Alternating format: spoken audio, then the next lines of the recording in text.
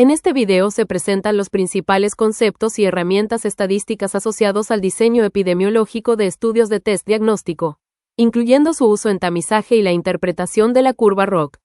Te invitamos a dejar tus comentarios y sugerencias, los cuales serán de gran utilidad para mejorar y fortalecer este material educativo. Los estudios de test diagnóstico tienen como propósito fundamental evaluar el desempeño de una prueba diagnóstica para identificar correctamente la presencia o ausencia de una enfermedad o condición de salud. Habitualmente, estas pruebas en evaluación corresponden a métodos más simples, rápidos, menos invasivos o de menor costo en comparación con el procedimiento considerado como referencia. El desempeño del test se evalúa comparándolo con un método de referencia o gold standard del cual se asume como el mejor disponible para establecer el verdadero estado de enfermedad.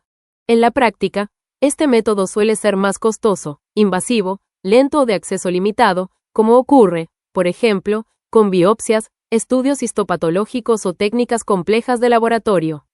Para ello, se dispone de una muestra de individuos que incluye personas con y sin la enfermedad, cuyo estado real ha sido previamente establecido mediante el gold standard. En todos los participantes se aplica el test en evaluación, permitiendo clasificar los resultados como verdaderos positivos, falsos positivos, verdaderos negativos y falsos negativos. Este diseño permite estimar las principales propiedades diagnósticas del test, tales como la sensibilidad, la especificidad, los valores predictivos y las razones de verosimilitud, indicadores esenciales para juzgar su utilidad clínica y su potencial incorporación en distintos contextos asistenciales. Finalmente, el valor de un test diagnóstico no depende únicamente de sus propiedades estadísticas, sino también del contexto clínico y epidemiológico, de la prevalencia de la enfermedad, del escenario de aplicación, ya sea de tamizaje, diagnóstico o confirmación, y de sus implicancias prácticas en la toma de decisiones clínicas y de salud pública.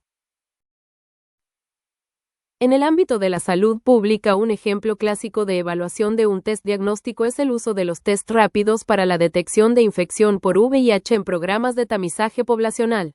Estos test corresponden a pruebas inmunocromatográficas que permiten detectar anticuerpos contra el virus a partir de una muestra de sangre capilar o fluido oral, entregando resultados en pocos minutos y a bajo costo.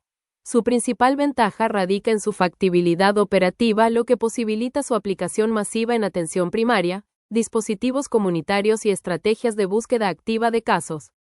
La evaluación diagnóstica de estos tests se realiza comparando sus resultados con un método de referencia o gold standard, habitualmente un ensayo inmunoenzimático, conocido como ELISA, complementado con pruebas confirmatorias más específicas.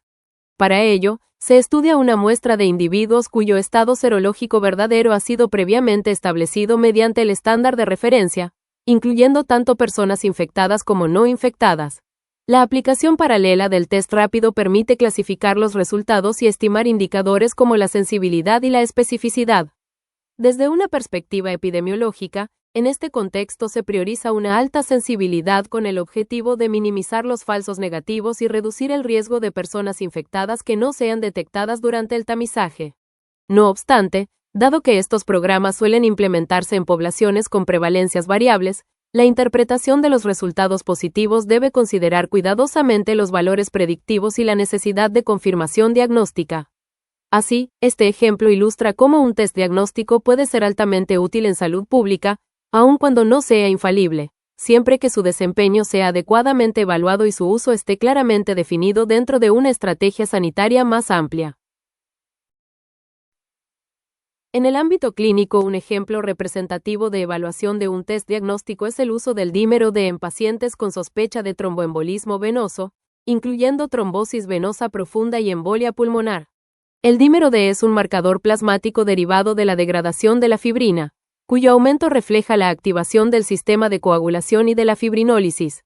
Su principal ventaja es que se trata de un examen rápido, ampliamente disponible y de bajo costo relativo, lo que lo convierte en una herramienta atractiva en el proceso diagnóstico inicial. La validez diagnóstica del dímero D se evalúa comparando sus resultados con un método de referencia o gold standard, habitualmente la angiotomografía computada para embolia pulmonar o la ecografía Doppler para trombosis venosa profunda. En los estudios de evaluación diagnóstica, se incluye una muestra de pacientes con y sin la enfermedad, cuyo diagnóstico definitivo ha sido establecido mediante estos métodos de imagen. La aplicación del dímero D permite clasificar los resultados y estimar sus propiedades diagnósticas, particularmente la sensibilidad y la especificidad. Desde el punto de vista clínico y epidemiológico, el dímero D se caracteriza por una alta sensibilidad y una baja especificidad, lo que implica que un resultado negativo reduce de manera sustantiva la probabilidad de enfermedad, mientras que un resultado positivo no es suficiente para confirmarla. Por esta razón, su uso está estrechamente ligado a la probabilidad clínica pretest estimada mediante escalas clínicas como Wells o Ginebra. En pacientes con baja o intermedia probabilidad pretest, un dímero D negativo permite descartar la enfermedad de forma segura y evitar exámenes invasivos o costosos. Este ejemplo ilustra cómo un test diagnóstico puede ser clínicamente valioso no por su capacidad confirmatoria, sino por su utilidad como herramienta de descarte dentro de un proceso diagnóstico secuencial y racional. Esta expresión representa formalmente la sensibilidad de un test diagnóstico, también conocida como la proporción de verdaderos positivos. Desde el punto de vista probabilístico, se interpreta como la probabilidad de que el test resulte positivo, dado que el individuo efectivamente presenta la enfermedad, condición que ha sido establecida mediante el gold standard. Su complemento es la tasa de falsos negativos, que representa la probabilidad, o proporción, de personas enfermas que el test no logra detectar.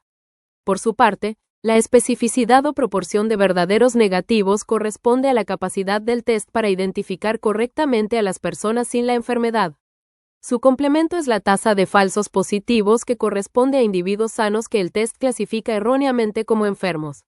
Estos indicadores describen propiedades intrínsecas del test y son fundamentales para comprender su utilidad en distintos contextos clínicos y epidemiológicos.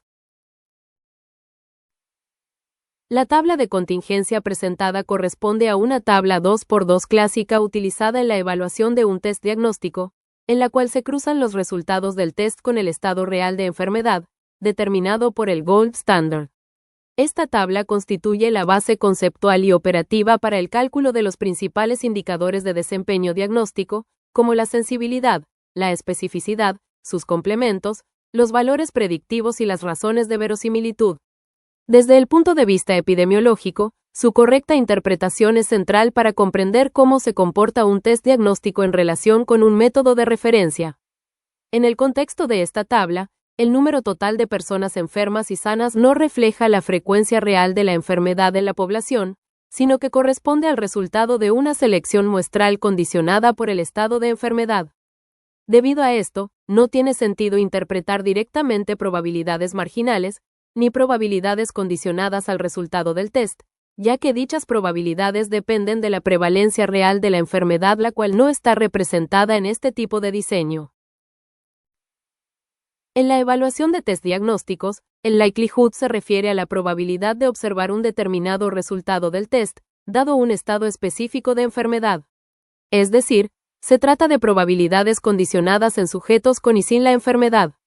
En particular, la razón de verosimilitud positiva o LR+ se define como el cociente entre la probabilidad de un resultado positivo en sujetos con la enfermedad y la probabilidad de un resultado positivo en sujetos sin la enfermedad. Por ejemplo, si el LR+ es igual a 8, esto significa que un resultado positivo es 8 veces más probable en una persona enferma que en una persona sana. En este sentido, mientras mayor es el valor del LR+, mayor es la capacidad del test para confirmar la presencia de enfermedad cuando el resultado es positivo. Por su parte, la razón de verosimilitud negativa o LR- se define como el cociente entre la probabilidad de un resultado negativo en sujetos con la enfermedad y la probabilidad de un resultado negativo en sujetos sin la enfermedad.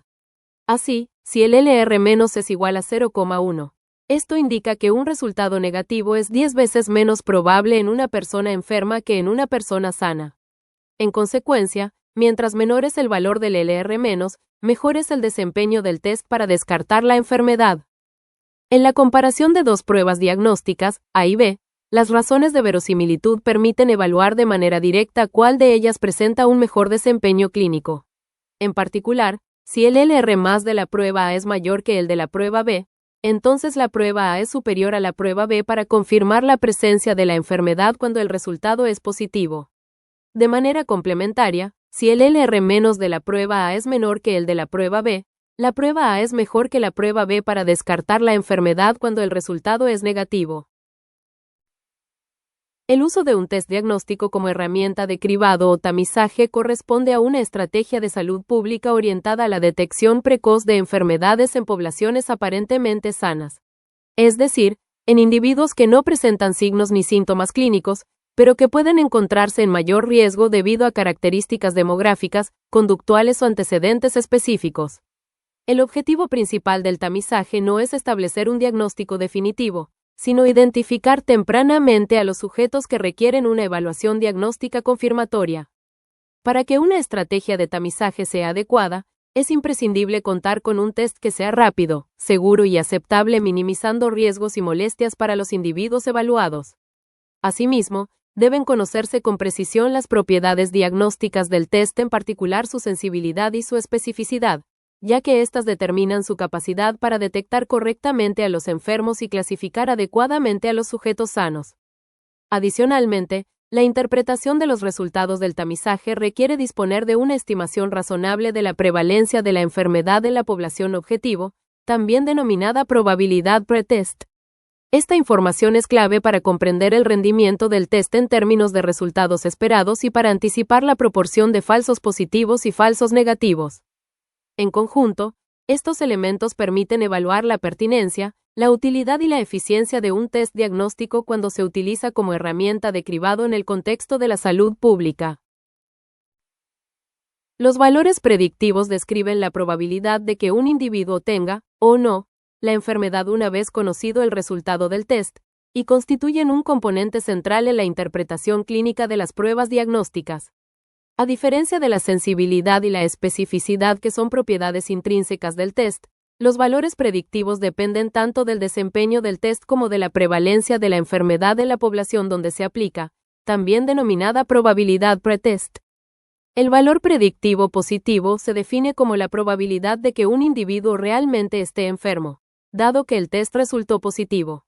Este valor aumenta cuando el test presenta alta sensibilidad y alta especificidad, pero también cuando la prevalencia de la enfermedad en la población es elevada. Matemáticamente, el valor predictivo positivo se expresa mediante esta formulación. Por otra parte, el valor predictivo negativo corresponde a la probabilidad de que un individuo no tenga la enfermedad, dado que el test resultó negativo. Este valor tiende a ser alto en contextos de baja prevalencia y cuando el test posee alta especificidad. Su expresión matemática se define de manera análoga, integrando el desempeño del test y la prevalencia de la enfermedad. Considere el escenario clínico de evaluar a un paciente con sospecha de insuficiencia cardíaca mediante el test del péptido natriurético tipo B, o BNP. Este test presenta una sensibilidad del 90% y una especificidad del 85%. El desempeño clínico del test de BNP varía de manera sustantiva según el escenario epidemiológico en el que se aplique, aun cuando sus propiedades intrínsecas, sensibilidad y especificidad, se mantengan constantes. Esta situación puede ilustrarse comparando dos contextos clínicos con distinta prevalencia de insuficiencia cardíaca entendida como probabilidad pretest. El escenario 1 corresponde a un hospital de referencia donde la prevalencia de insuficiencia cardíaca entre los pacientes que consultan es elevada, alcanzando aproximadamente el 50%. En este contexto, los valores predictivos del test BNP pueden calcularse utilizando las fórmulas correspondientes, obteniéndose un valor predictivo positivo de 85,7%. Esto implica que el 85,7% de los pacientes con un resultado BNP positivo presentan efectivamente insuficiencia cardíaca según el diagnóstico de referencia.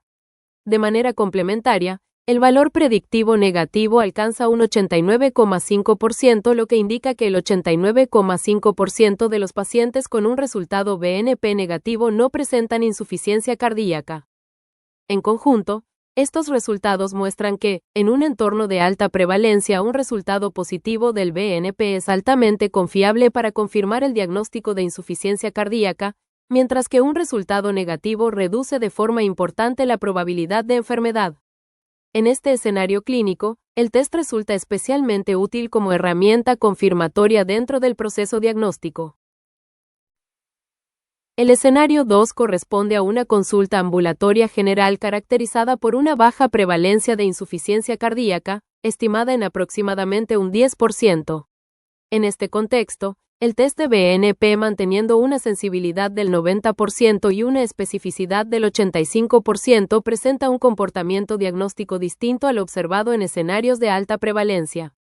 Al calcular los valores predictivos para este escenario, se obtiene un valor predictivo positivo de 40%. Esto indica que solo 4 de cada 10 pacientes con un resultado BNP positivo presentan efectivamente insuficiencia cardíaca. En consecuencia, en un entorno de baja prevalencia, una proporción considerable de los resultados positivos corresponde a falsos positivos, lo que limita la utilidad del test como herramienta confirmatoria. En contraste, el valor predictivo negativo alcanza un 98,7%, lo que significa que casi la totalidad de los pacientes con un BNP negativo no presentan insuficiencia cardíaca. Por tanto, en este escenario ambulatorio, el BNP resulta especialmente útil como test de descarte, permitiendo excluir la enfermedad con un alto grado de certeza cuando el resultado es negativo. Este ejemplo ilustra de manera clara cómo la prevalencia de la enfermedad condiciona la interpretación clínica de los resultados, y cómo un mismo test puede cumplir funciones diagnósticas distintas según el contexto, confirmatorio en escenarios de alta prevalencia, y de exclusión en escenarios de baja prevalencia. La curva ROC es una herramienta gráfica empleada para evaluar y comparar el desempeño diagnóstico de un test cuantitativo u ordinal, considerando la totalidad de sus posibles puntos de corte. La curva describe la relación entre la sensibilidad y 1 menos la especificidad. Una de las principales ventajas de la curva ROC es que su interpretación es independiente de la prevalencia de la enfermedad, y no está condicionada a un único punto de corte. Esto la convierte en una herramienta particularmente útil para comparar distintos tests diagnósticos, o para seleccionar el umbral más apropiado según el objetivo clínico, ya sea priorizar la detección de casos, o reducir los falsos positivos. El desempeño global del test se sintetiza mediante el área bajo la curva O, que cuantifica su capacidad discriminativa entre sujetos con y sin la enfermedad. Veamos ahora un ejemplo de construcción de la curva ROC. En este ejemplo, se utiliza una escala de 17 puntos para el diagnóstico de esofagitis. En esta tabla se presenta, para cada uno de los 14 puntos de corte de la escala observados en el estudio, la sensibilidad y la especificidad correspondientes. Al graficar la sensibilidad en función de los falsos positivos, es decir, 1 menos la especificidad, se obtiene este gráfico de curva ROC. En este caso, el área bajo la curva alcanza aproximadamente un 78%, lo que indica una capacidad discriminativa moderada del test para diferenciar entre sujetos con y sin esofagitis. Acá se presenta un ejemplo de un estudio reciente, publicado en 2025, en el que se compara el desempeño de distintos indicadores en el diagnóstico de cáncer de próstata. En concordancia con los valores de área bajo la curva reportados, el gráfico de curvas ROC muestra diferencias claras en la capacidad discriminativa de los distintos marcadores evaluados. La densidad del antígeno prostático específico presenta la curva más alejada de la diagonal de no discriminación, confirmando su mejor desempeño diagnóstico. A continuación, el volumen prostático y la PSA libre sobre total exhiben una capacidad moderada para distinguir entre pacientes con y sin cáncer de próstata. En contraste, los marcadores inflamatorios NLR, MLR y PLR muestran curvas cercanas a la diagonal, lo que indica una baja capacidad discriminativa coherente con valores de área bajo la curva cercanos a 0,5 y por tanto, un rendimiento diagnóstico limitado. En conjunto, estos resultados sugieren que los marcadores directamente relacionados con la fisiopatología prostática superan claramente a los marcadores inflamatorios sistémicos en la discriminación diagnóstica del cáncer de próstata. Si le interesa el tema, se recomienda revisar el artículo en extenso. En esta diapositiva se deja disponible el DOI correspondiente, ya que los autores combinan estos indicadores para producir mejores predictores de cáncer de próstata. Además de permitir la comparación del desempeño diagnóstico de distintos tests mediante la curva ROC y el área bajo la curva, esta herramienta resulta fundamental para apoyar la selección de puntos de corte óptimos para el diagnóstico. Cada punto de la curva ROC corresponde a un umbral específico del test, y refleja una combinación particular de sensibilidad y especificidad. La elección del punto de corte puede basarse en criterios estadísticos de optimización y de costos o bien en consideraciones clínicas y epidemiológicas. En este proceso, puede priorizarse una mayor sensibilidad cuando el costo de omitir casos es alto, o una mayor especificidad cuando se busca reducir los falsos positivos. De este modo, la curva ROC no establece un único umbral ideal, sino que proporciona un marco objetivo y flexible para seleccionar el punto de corte más adecuado, según el contexto clínico, las consecuencias de los errores diagnósticos y los objetivos del proceso de evaluación. Veamos ahora, en el ejemplo de la escala para el diagnóstico de esofagitis, algunos criterios estadísticos y de costos utilizados para la selección del punto de corte. Esta tabla presenta los valores de sensibilidad y especificidad asociados a 14 posibles puntos de corte de una escala diagnóstica de 17 puntos para la detección de esofagitis. A partir de estos indicadores se aplicaron distintos criterios estadísticos para seleccionar el punto de corte óptimo. El índice de Juden clásico, definido como sensibilidad más especificidad menos 1, alcanza su valor máximo en el punto de corte 6 con una sensibilidad de 73,4% y una especificidad de 71,6%.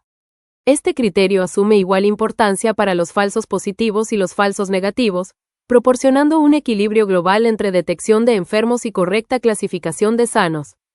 Al aplicar un índice de Juden ponderado por la prevalencia considerando una prevalencia de esofagitis del 35%, el valor máximo se desplaza al punto de corte 8, reflejando la influencia de la frecuencia poblacional en la ponderación de sensibilidad y especificidad. Otra aproximación es el criterio de Liu, que maximiza el producto de la sensibilidad y la especificidad, penalizando los desequilibrios entre ambos indicadores. En este caso, el punto óptimo coincide con el obtenido por el índice de Juden clásico. Finalmente, se evaluó un enfoque basado en costos esperados asignando valores monetarios a los distintos resultados del test. Al combinar estos costos con una prevalencia del 35%, el punto de corte 6 minimiza el costo total, ilustrando cómo la incorporación explícita de costos y prevalencia puede modificar, o confirmar, la selección del umbral diagnóstico óptimo. En esta diapositiva se simulan dos escenarios de selección de puntos de corte para el diagnóstico de esofagitis considerando dos valores contrastantes de prevalencia en la población objetivo. Cada panel muestra cómo la elección del umbral diagnóstico sobre una misma curva de características operativas del receptor o curva ROC puede variar según el contexto epidemiológico. Esto influye directamente en los criterios de optimización basados en el índice de Juden clásico, el índice de Juden ponderado por la prevalencia y en enfoques basados en costos para la toma de decisiones diagnósticas. Finalmente, desde un enfoque de toma de decisiones clínicas compartidas, la definición del punto de corte no se concibe como una elección puramente estadística, sino como el resultado de un proceso deliberativo que integra evidencia cuantitativa, juicio clínico y valores de los pacientes. En este marco, es posible establecer rangos aceptables de sensibilidad y especificidad que reflejen los riesgos diagnósticos considerados tolerables por clínicos y pacientes. Por ejemplo, definir una sensibilidad entre 60 y 90% y una especificidad entre 60 y 80% equivalente a aceptar una tasa de falsos positivos entre 20 y 40% permite identificar un conjunto acotado de puntos de corte clínicamente razonables. Dentro de este rango, el punto de corte 6 de la escala de 17 puntos para el diagnóstico de esofagitis ofrece un equilibrio adecuado entre la detección de casos y la correcta clasificación de sujetos sanos. Este enfoque reconoce explícitamente que la selección del umbral diagnóstico debe considerar no solo el rendimiento del test, sino también las preferencias del paciente, las consecuencias de los errores diagnósticos y el contexto asistencial, fortaleciendo así la toma de decisiones informadas y compartidas. Los estudios de test diagnóstico permiten evaluar el desempeño de una prueba comparándola con un gold standard a partir de una tabla de 2x2 definiendo sensibilidad, especificidad y sus complementos. Los valores predictivos dependen no solo del test, sino también de la prevalencia de la enfermedad o probabilidad pretest, lo que explica que un mismo test tenga utilidades distintas según el contexto clínico. Las razones de verosimilitud integran sensibilidad, especificidad y los errores de clasificación, y permiten comparar el desempeño de dos o más test de manera independiente de la prevalencia. La curva ROC, junto con el área bajo la curva, permite comparar tests y evaluar el desempeño diagnóstico a lo largo de todos los puntos de corte posibles. La selección del punto de corte puede basarse en criterios estadísticos como el índice de Youden clásico, el Youden ponderado por la prevalencia o el criterio de Liu, los cuales responden a supuestos distintos sobre el equilibrio entre sensibilidad y especificidad. Enfoques alternativos, como la minimización de costos esperados, permiten incorporar explícitamente las consecuencias clínicas y económicas de los errores diagnósticos.